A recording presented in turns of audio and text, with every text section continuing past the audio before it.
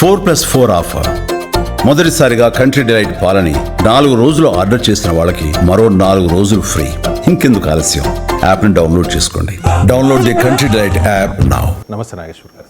Social మీడియాలో అసత్య కథనాలకు, అసభ్య కథనాలకు చాలామంది బాధితులు ఉన్నారు సార్. దానిలో రేవంత్ రెడ్డి కూడా ఒకరు అని చెప్పి ఆయన అసెంబ్లీలోనే ఆయన అసహనాన్ని, ఆవేదనను వ్యక్తం చేసిన పరిస్థితి చెప్తూ ఉన్నారు. ఈ మధ్య కాలంలో కొంతమంది జర్నలిస్టుల ముసుగులో తన మీద అసభ్య పదజాలంతో విరుచుకుపడుతూ ఉన్నారు అని చెప్పి తన ఆవేదన వ్యక్తం చేశారు. Time has come to define who is a journalist అని కూడా అడుగుతూ ఉన్నారు. ఒకసారి రేవంత్ బయట కూడా మీడియా మిత్రులకు కూడా నేను అడుగుతున్నా, మీ సంఘాలు ఏవైతున్నాయో సంఘాల నాయకులను కూడా అడుగుతున్నా, ఎవరో జర్నలిస్టులు లిస్ట్ ఇవ్వండి. జర్నలిస్ట్ అనే పదానికి డెఫినేషన్ ఏందో ఇవ్వండి, ఆ లిస్ట్ ఇవ్వండి. ఆ లిస్టులో ఉన్నోళ్ళు ఇట్లా తప్పు చేస్తే ఏం శిక్షిస్తారో మీరు నిర్ణయించండి. ఆ లిస్టులో లేనోడు జర్నలిస్ట్ కాడు, జర్నలిస్ట్ కానోడిని క్రిమినల్ కిందనే చూస్తాము. ఆ క్రిమినల్స్ని ఎట్లా జవాబు చెప్పాలనో గట్లనే చెప్తాం. ముసుగేసుకొని వస్తే ముసుగు ఊడవికి బట్టలు గుడ్డలు ఊడదీసి కొడతా అని చెప్తున్నా. నేను తమాషా చేయొద్దు. నేను కూడా మనిషిని, నాకు చీమునెత్తురుంది. అన్నిటికీ బరాయించుకుంటే తప్పులని అన్నిటిని మోసుకుంటే ఏదో కుర్చీలు ఉన్నా కాబట్టి ఊరుకుంటా అని ఏమన్నా ఏషాలు వేయదలుచుకోరాం. అన్ని చట్టపరంగానే చేస్తా. చట్టాన్ని పరిధి నేను దాటను. ప్రతిదానికి ఒక శిక్ష, ఒక విధానం ఉంది. ఏది కూడా పరిధి దాటను, ఎందుకంటే నేను ముఖ్యమంత్రిని. చట్ట పరిధిలోనే అన్ని శిక్షలు ఉంటాయి. జర్నలిస్టులకు కూడా నా సూచన, ఎవరు journalist? Who is a journalist? Revanth asking sir. అంటే రేవంత్ ఆవేదన సరైంది. ఆయన అన్న కాంటెక్స్ట్ కూడా ఏంటంటే తన కుటుంబ సభ్యులపై కూడా చాలా నీచంగా పోస్టులు పెట్టారు. దాంతో ఆయన సహజంగానే హర్ట్ అవుతారు కదా, న్యాయం కూడా కాదు కదా అలా పెట్టడం.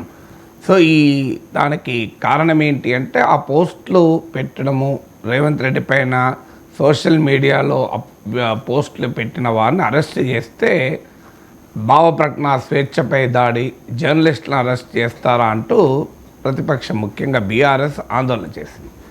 ఆ కాంటెక్స్ట్లో మీరు జర్నలిస్ట్ ముసుగులో వచ్చి నోటికొచ్చినట్టు మాట్లాడితే ఎవరు జర్నలిస్ట్ అని, ఆ కాంటెక్స్ట్లో డిఐపిఆర్ నిర్వచించిన వాళ్ళు జర్నలిస్టుల సంఘాలు గుర్తిస్తే జర్నలిస్టులా అనే క్వశ్చన్స్ వేశారు. సో అందులో ఎసెన్స్ మనం తీసుకోవాలి. రైజ్ చేసినటువంటి ఒక కీలకమైన పాయింట్ ఏంటంటే జర్నలిస్ట్ అంటే ఎవరు, జర్నలిస్ట్కి కూడా కొన్ని బాధ్యతలు ఉంటాయి కదా అని. అయితే రేవంత్ రెడ్డి ఆ ఫ్లోలో అన్నారు జర్నలిస్ట్ సంఘాలు మీరు లిస్ట్ ఇవ్వన్నారు. జర్నలిస్ట్ సంఘాలు ఎవరు లిస్టులు ఇవ్వడానికి? జర్నలిస్ట్ సంఘాలు ఏమి జర్నలిస్టులను గుర్తించే వ్యవస్థలేం కాదు. జర్నలిస్ట్ సంఘాలు కూడా 1 లేదు 2 లేదు, ఇంకో 10 సంఘాలు కూడా పెట్టుకుంటారు. జర్నలిస్ట్ సంఘాలలో సభ్యుడైతేనే జర్నలిస్ట్ కావాలని కూడా ఎక్కడా రూల్ లేదు. ఇప్పుడు నేను ఏ జర్నలిస్ట్ సంఘంలో సభ్యుని కాదు, నాకు ఏ డిఐపిఆర్ అక్రిడిటేషన్ లేదు. నేను ఇప్పుడు మరి జర్నలిస్ట్ కాదా? నన్ను ఎవరైనా జర్నలిస్ట్ కాదు అని అనగలరా? సో అందువల్ల జర్నలిస్ట్ కావటానికి ప్రభుత్వ గుర్తింపు కార్డే ఉండాల్సిన అవసరం లేదు. జర్నలిస్ట్ సంఘం శాంక్షన్ ఆ పర్మిషన్ అవసరం లేదు. కానీ రేవంత్ రెడ్డి రైజ్ చేసిన కీలకమైన పాయింట్ ఏంటంటే ఈ సోషల్ మీడియా ఏజ్లో ఏమవుతుంది అంటే ఎవరు ఏదన్నా పోస్ట్ పెట్టండి ఇర్రెస్పాన్సిబుల్గా ఏమైనా అంటే అతను జర్నలిస్టు. ఇప్పుడు యూట్యూబర్లు ఎంతమంది అయిపోయారో అడ్డగోలుగా, అసలు ప్రతి ఒక్కరూ యూట్యూబరే. తప్పేమీ లేదు, డెమోక్రటైజ్ అవుతుంది మీడియా. ఒకప్పుడు నాగేశ్వర్ లాంటి వాడికైనా ఒక విషయం చెప్పాలంటే ఏదో ఒక ఛానల్ని రిక్వెస్ట్ చేసి వాళ్ళను డిబేట్ పెట్టు అని చెప్పి నేను ఆ అంశం పైన మాట్లాడాలి. యూరోప్లో తీవ్ర ఆర్థిక సంక్షోభం ఉంది, అమెరికన్ స్టాక్ మార్కెట్లు పడిపోయాయి, ఇండియన్ ఎకానమీ ఇబ్బంది పడుతుందంటే ఇది ఎవరు చూస్తారు సార్, ఈ పోసాని కస్టమర్లు డిబేట్ పెడతాం వస్తారా అనేవాళ్ళు. సో ఇవాళ నాకు ఆ ప్రాబ్లం లేదు. నేను నా యూట్యూబ్ ఛానల్లో మాట్లాడుకుంటే హాయిగా లక్షల మంది చూస్తున్నారు. సో ఇది ఒక డెమోక్రటైజ్ చేసింది టెక్నాలజీ. ఒకప్పుడు నేను ఒక ఆర్టికల్ రాయాలి నా అంశం పైన అంటే ఎవడు పట్టే వాడు వేయాలి వాళ్ళు. ఇప్పుడు నాకు ఆ ప్రాబ్లం లేదు, నేనే బ్లాగ్లో రాసేసుకోవచ్చు. సో ఇలా ఒక డెమోక్రటైజ్ చేసింది మీడియాను, జర్నలిజాన్ని. కొంతమంది ప్రివిలేజ్గా ఉన్నటువంటి జర్నలిజాన్ని ఇవాళ అందరికీ అందుబాటులోకి తెచ్చింది టెక్నాలజీ. అందువల్ల యూట్యూబ్ ఛానళ్ళు పెరిగాయి, వెబ్సైట్లు పెరిగాయి. ఇవాళ నీకు ఎంత డెవలప్ అయిందంటే ఆర్టిఫిషియల్ ఇంటెలిజెన్స్తో 2 నిమిషాల్లో నీకు కావాల్సిన వెబ్సైట్ డిజైన్ చేసుకోవచ్చు. నువ్వు ఏమీ చేయాల్సిన అవసరం. ఒకప్పుడన్నా కనీసం వెబ్సైట్ డిజైన్ చేస్తానికి డబ్బులు ఖర్చు పెట్టారు, ఇప్పుడు అది కూడా లేదు. సో అందువల్ల డెమోక్రటైజ్ అయింది ఒక పాజిటివ్ థింగ్. కానీ ఈ ప్రాసెస్లో మష్రూమింగ్ గ్రోత్ అంటారు, పుట్టగొడుగులాగా మీడియాగా చెప్పబడే అవుట్లెట్స్ ఉన్నాయి. మీడియా అంటే ఏంటి? సో రేవంత్ రెడ్డి ఆవేదన 100% కరెక్ట్ ఆవేదన. ఎందువల్ల మీడియా అంటే కొన్ని ఒక సిస్టమ్, ఒక ఇన్ఫర్మేషన్ను ప్రాసెస్ చేసి, ఆ ఇన్ఫర్మేషన్ వెరిఫై చేసి, ఆ ఇన్ఫర్మేషన్ ఆథెంటిసిటీ ఉన్నదా లేదా గమనించి, ఆ ఇన్ఫర్మేషన్కు అకౌంటబుల్గా ఉండే ఒక వ్యవస్థ ఉంటే మీడియా అది. ఏది లేకుండా నా నోటికి వచ్చింది, నాకు తోచింది, నేను ఇష్టం వచ్చినట్టు పెడతా, నేను జర్నలిస్ట్ అంటే కలవదు కదా. అందుకే ఆయన హూ ఈజ్ ద జర్నలిస్ట్ అన్నాడు. So who is the journalist అంటే జర్నలిస్ట్ ఒక డెఫినేషన్ ఏంటి? ఒక వెరిఫైయబుల్ ఇన్ఫర్మేషన్ వ్యవస్థ ఉండాలి. సో నేను మాట్లాడిందంటే నాకు ఆథెంటిసిటీ ఉండాలి, క్రెడిబిలిటీ ఉండాలి, ఒక పద్ధతి ఉండాలి. ఇక లోపల మాట్లాడి తమ్నేలో పెట్టి జర్నలిస్ట్ అంటే ఎట్లా కరెక్ట్ అది? సో అందువల్ల నీకు తమ్నేలకు దానికి సంబంధం ఉండదు. సో అలాంటి జర్నలిజం కాదు. జర్నలిజం అంటే ఏంటిది? ఒకటి, so who is the journalist అని రేవంత్ రెడ్డి అడిగిన ప్రశ్నకు ఆన్సర్ ఏంటంటే వాట్ ఈజ్ జర్నలిజం అనేది మనకు ఆ ఆన్సర్ ప్రశ్నించుకుంటే హూ ఈజ్ ద జర్నలిస్ట్ తేలిపోతుంది. So what is journalism? Journalism has certain basic functions. ఒకటి క్రెడిబుల్ ఇన్ఫర్మేషన్ ఫంక్షన్, అంటే విశ్వసనీయమైన సమాచారాన్ని ఇవ్వాలి. నువ్వు ఏదైనా అభిప్రాయం చెప్పండి, అభ్యంతరం లేదు, కానీ ఆ అభిప్రాయానికి ఒక క్రెడిబిలిటీ ఉండాలి, ఒక పద్ధతి ఉండాలి. ఒక క్రెడిబుల్ ఇన్ఫర్మేషన్ ఫంక్షన్, విశ్వసనీయమైన సమాచారాన్ని ఇవ్వాలి. రెండవది క్రిటికల్ అడ్వర్సోరియల్ ఫంక్షన్, అంటే ఒక సద్విమర్శక పాత్ర. ఇవాళ నరేంద్ర మోడీ కూడా ఒక జర్నలిస్ట్కి ఇచ్చిన ఇంటర్వ్యూలో అన్నాడు చూడండి, ఆరోపణ వేరు, విమర్శ వేరు, సద్విమర్శ అవసరమని. సో ఒక సద్విమర్శక పాత్ర ఉండాలి, క్రిటికల్ అడ్వర్సోరియల్ జర్నలిజం.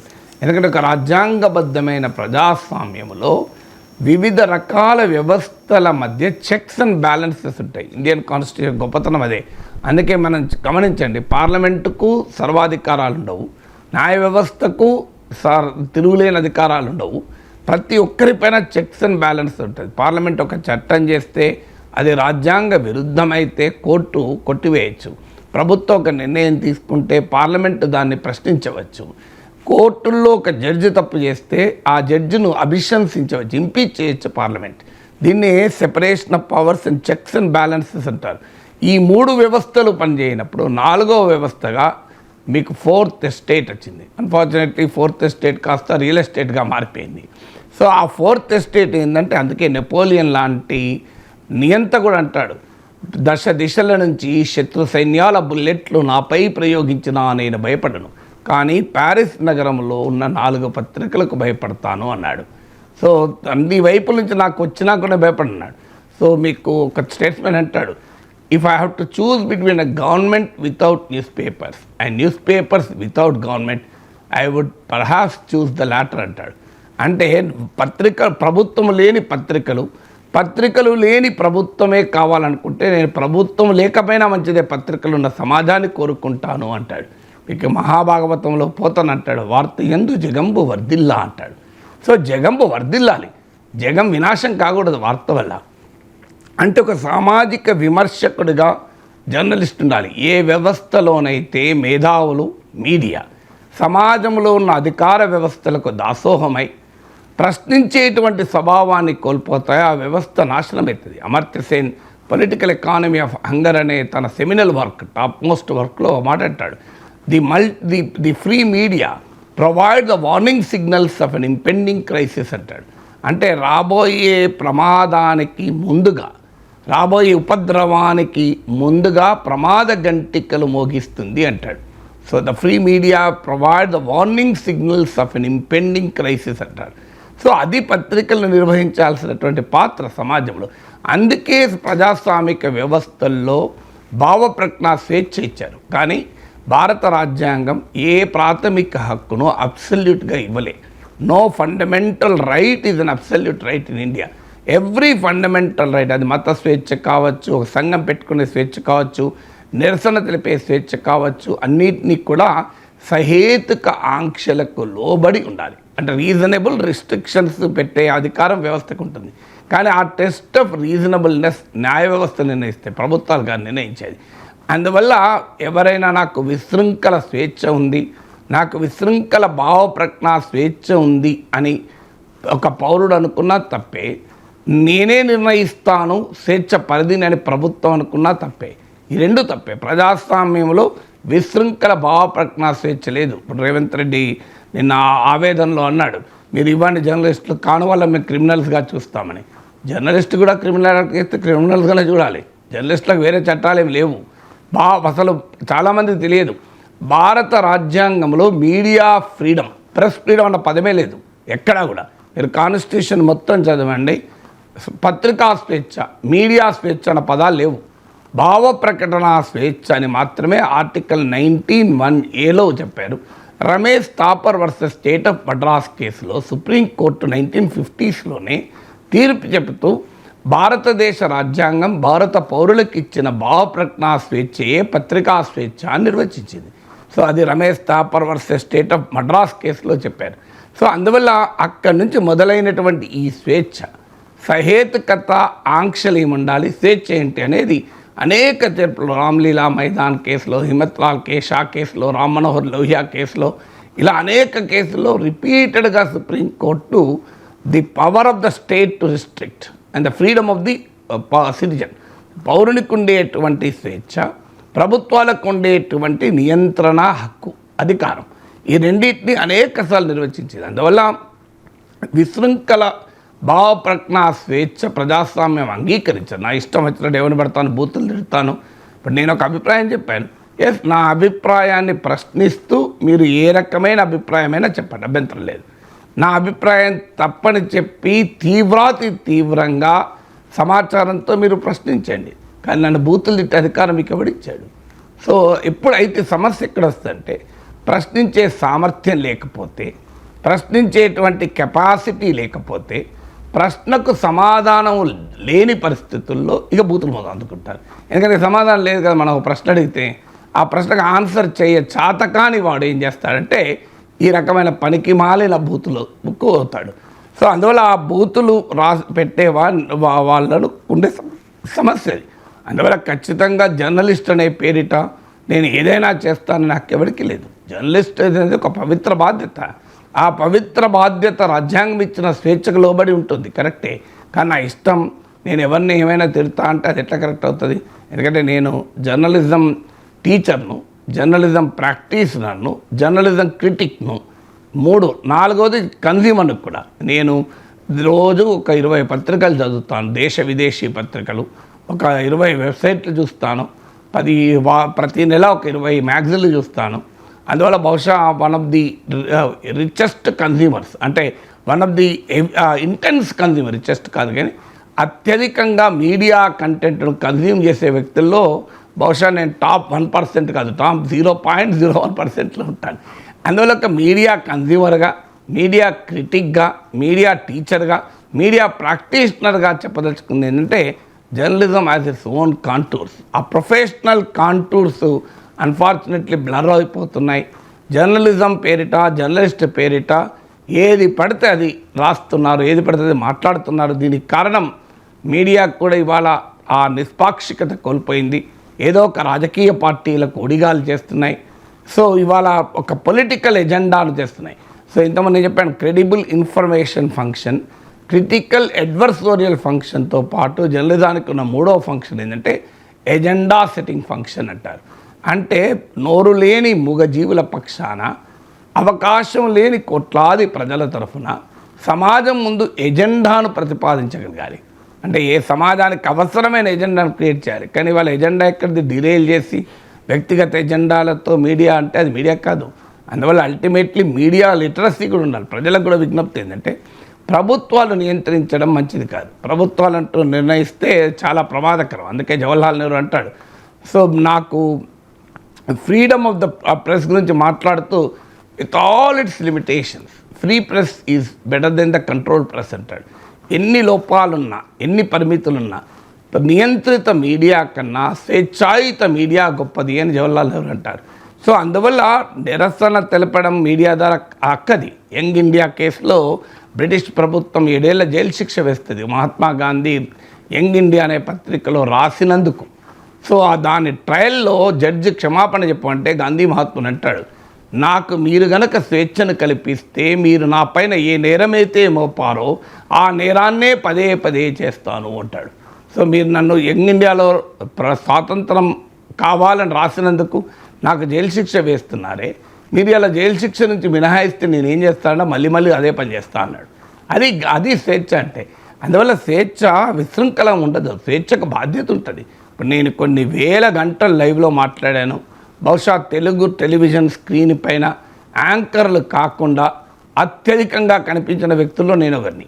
అలాంటి నేను నా జీవితంలో ఇంతవరకు దాదాపు 20 ఏళ్ళుగా నేను లైవ్ టెలికాస్ట్లు 24 అవర్ టెలివిజన్ వచ్చినప్పటి నుంచి మాట్లాడుతున్నాను.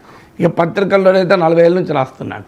ఇంతవరకు అభ్యంతరకరమైన భాష వాడి అభ్యంతరకరమైనటువంటి మాటలతో దేన్ని చేయలేదు.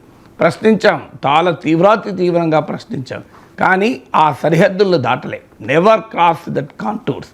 అది జర్నలిజం అంటే. జర్నలిజం అంటే నా ఇష్టం, నా నోరున్నది కదా నేను ఏదైనా మాట్లాడతా అంటే జర్నలిజం కాదు. నాకు రాయేస్తుంది కదా అంటే ఏదంటే రాస్తే జర్నలిజం కాదు. అందువల్ల the profession has to rethink who is the journalist. ఒక అద్భుతమైన అవకాశం టెక్నాలజీ జర్నలిజాన్ని కొంతమంది పెట్టుబడుల ఉన్న సంపన్నుల చేతి నుంచి సామాన్యుడి చేతికి జర్నలిజాన్ని తీసుకొచ్చింది సాంకేతికత, ఇలా టెక్నాలజీ. అందుకే మీకు కొద్దిమంది అంటే బాగా డబ్బున్న వాళ్ళు పెట్టుబడుల కట్టుకథల విషపుత్రికలు తెలుగునాట దినపత్రికలు అని మహాకవి శ్రీశ్రీ ఆ రోజుల్లో విమర్శిస్తాడు. సో అప్పుడు పత్రికలు అంటాడు, ఇప్పుడు టీవీ ఛానళ్ళు వస్తాయి, పెట్టుబడుల కట్టుకథల విషపుత్రికలు అంటాడు. సో అలా కొద్దిమంది చేతుల్లో మీకు DR Mankekar Times of India edit అంటాడు, freedom of the press has become freedom for the rich to own the media and silence the poor అంటాడు. పత్రికా స్వేచ్ఛ అంటే పత్రికల్ని మీడియాను తమ చేతిలో పెట్టుకున్న సంపన్న వర్గం సామాన్యుని పేదవాన్ని నోరుమూయించడానికి సాధనంగా వాడుకుంటోంది అని టైమ్స్ ఆఫ్ ఇండియా పత్రిక ప్రఖ్యాత సంపాదకుడు డిఆర్ మంకేకర్ అంటాడు. అందువల్ల మీడియా జర్నలిజం ఒక పవిత్రమైన వ్యాపకం. అది ఎంత గొప్ప. నేను జర్నలిస్ట్గా పుట్టినందుకు జీవితంలో ప్రతి క్షణము ఆనందపడతాను, ప్రతి క్షణాన్ని ఆస్వాదిస్తాను. ఎందుకంటే ఇంత అద్భుతమైన అవకాశం ఏ వృత్తిలోనూ బహుశా ఇంత మంచి అవకాశం అరుదుగా ఉంటుంది. అలాంటి ఒక అత్యున్నతమైనటువంటి ఆ వృత్తిలో ఉన్నప్పుడు ఆ స్వేచ్ఛతో పాటు బాధ్యత ఉంటుంది. అందువల్ల Revanth Reddy who is a journalist అంటే నిర్వచనం అది. జర్నలిస్ట్ ఈ somebody who gives credible information. ఒక విశ్వసనీయ సమాచారాన్ని ఇచ్చే వ్యక్తి జర్నలిస్ట్. ఒక సద్విమర్శక పాత్ర పోషించి సామాజిక విమర్శక బాధ్యతను పోషించే వ్యక్తి జర్నలిస్ట్. ప్రజల తరఫున, నోరులోని మూగ జీవుల తరఫున ఎజెండాను సమాజం ముందు పెట్టే వ్యక్తి జర్నలిస్ట్.